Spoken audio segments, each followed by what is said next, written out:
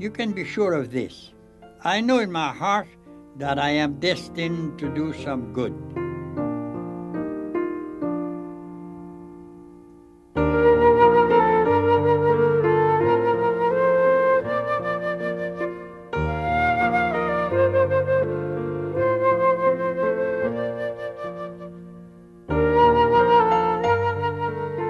Ever wonder what people gathered at your funeral will remember about you?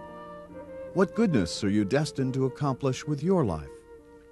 This is the tomb of St. Eugene de Mazenod, founder of the Missionary Oblates of Mary Immaculate, who died May 21, 1861.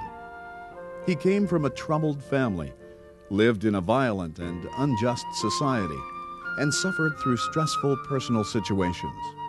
Each experience shaped him into a man people remembered as inspiring dignity, building community, and changing lives by responding to the needs of those most abandoned. Eugene's family was not perfect. His father, Charles Antoine, was president of the Court of Accounts, a highly educated and high-ranking official who lived wildly beyond his means. The de Mazenods always had financial problems and borrowed heavily to pay their debts. As a way out, Charles Antoine did what most men did in that situation: married a wealthy woman, putting money first and love, if it came at all, second. A marriage was arranged between 33-year-old Charles Antoine and a wealthy but middle-class 18-year-old named Marie Rose Joannis. Her family probably knew the de Mazenods needed money, but they wanted their daughter to marry into high society. The families drew up a contract on February 2, 1778, and the couple married the next day. They had 3 children. The oldest, Charlotte Elizabeth, died at the age of 5. Charles Joseph Eugene, the only boy, was next, followed by Charlotte Eugenie Antoinette, born 3 years after Eugene. The family townhouse with its courtyard and garden was on the most elegant street in Aix-France. Surrounded by a dozen servants, their family of 4 lived a happy and privileged life. Already by the age of 5, Eugene showed his headstrong and impulsive personality with its explosive temper and upper-class prejudices. Eugene's father had a difficult personality, and it bothered him to see he had passed it on to his son. But Eugene also had compassion and sensitivity. One day, seeing a little charcoal gatherer dressed in tattered rags, he traded his own clothes, jacket, breeches, and shoes with the boy. Returning home, his embarrassed nanny and horrified mother scolded this son of a president of parliament. Should not a president's son dress differently from a charcoal gatherer's son? Eugene replied simply, "Very well, I will be president of the charcoal haulers." A king ruled France in 1788, controlling all aspects of life. Most citizens were mistreated and lived in poverty, while the king's family and those in high positions lived in obscene luxury. For example, when Queen Marie Antoinette's first daughter was born, she limited the number of servants attending the baby to only 80. At the age of 8, Eugene and his family were immersed in the bloody events of the French Revolution. Years of economic crisis and several bad harvests left taxpayers penniless, hungry, and rioting in the cities. The king, needing money to support his expensive lifestyle, decided to tax the nobility. This had never been done, and Charles Antoine, part of this privileged upper class, refused. The king resented the Pope's authority and sought to control the church by demanding that priests be answerable only to government. Pope Pius VI objected. The king responded violently, beheading those who disagreed. Of the 42,000 killed, most were peasants and workers. In December 1790, the revolutionaries threatened to hang Charles Antoine in his own courtyard because he had continued to defend his class privileges despite the hardships it caused the poor. He escaped to Italy, disguised as a huntsman. The threat was real. On Tuesday, December 14th, a lynch mob broke into the prison, dragged out 2 noblemen, and hung them from a lamppost outside the de Mazenod home. From his window, Eugene could see the 2 dangling corpses, a reminder that his father could be one of them. Charles Antoine, safe in Italy, feared his son would be murdered in this violence and sent Eugene's uncle for the child. After many arguments, his mother and her family finally agreed to Eugene's departure. Fearing the revolutionists, he would leave in secret. The boy begged to visit a family he was very close to. Feeling the tears about to flow, he hugged them and quickly left with a simple goodbye. Recalling Eugene's sensitivity, they admired his extraordinary courage. It would be 12 years before he would return to Aix. Within a short time, his mother joined them. Charles Antoine was disappointed to learn that she would come only if she brought her mother, great aunt, and cousins with her. Staying longer than expected in Italy, Eugene was enrolled in a school run by a religious group of priests. The superior, Father Leopold Scotti, was a man of common sense and excellent human qualities who balanced discipline and caring. There was another reason his parents chose the city of Turin. They wanted the king's personal surgeon to remove a growth near Eugene's left eye that was disfiguring his face. Wanting to spare his parents worry, Eugene begged Father Scotti to change the time of the operation. Father Scotti did so, but Eugene, frightened by all the surgical instruments, called off the operation. Returning to his dormitory, Eugene felt overwhelmed and defeated. Kneeling down, he prayed for help. Now believing in God's strength, his fear vanished. He ran to Father Scotti, asking that the surgeon be called back.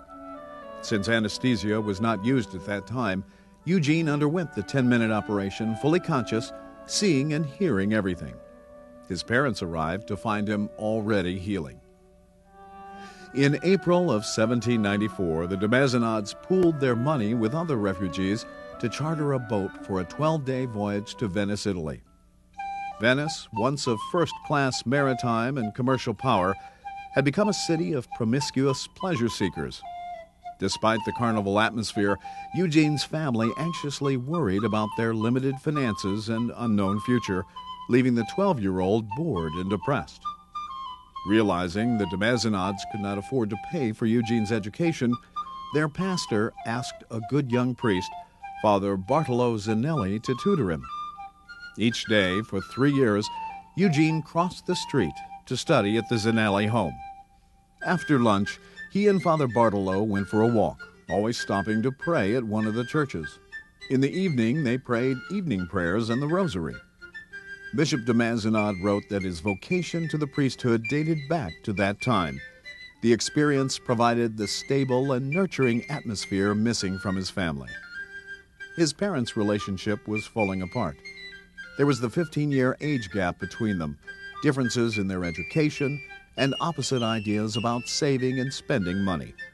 A more serious problem was the constant interference of Marie Rose's mother. Unable to endure the stress, his mother took Eugene's sister Ninette and returned to France in 1795.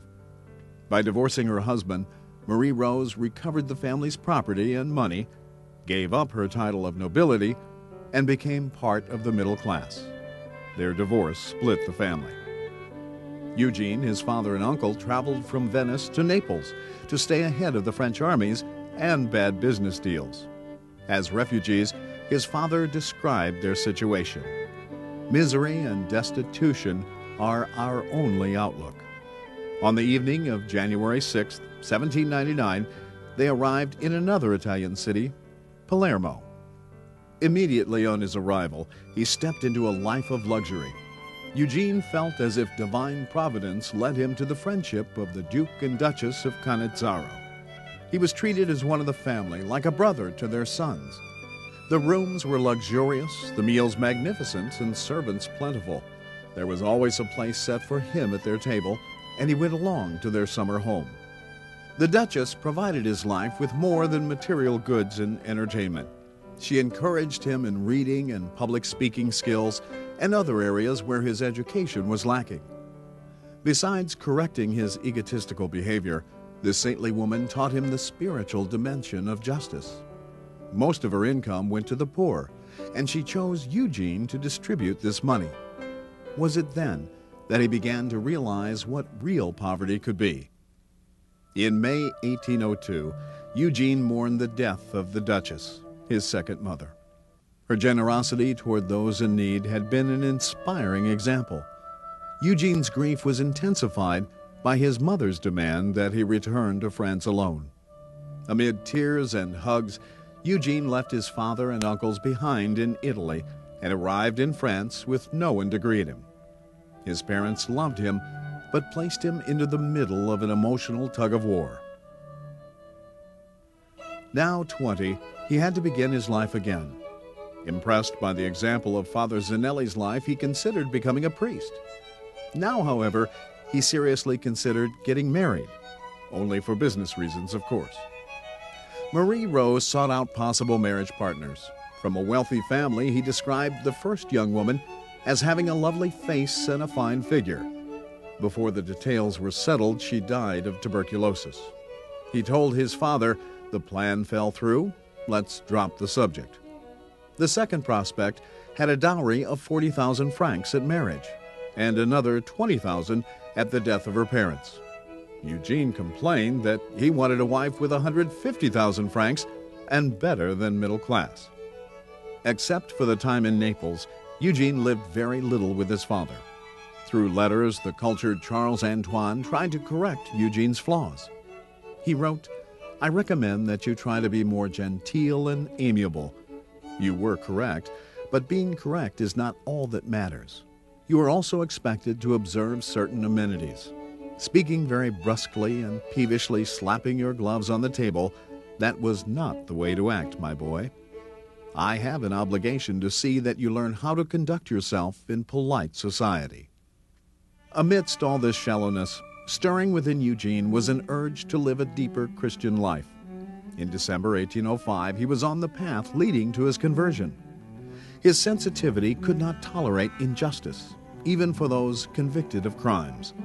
A week after joining a church association at the service of prisoners, he was protesting against the baker who provided bad bread to the men behind bars.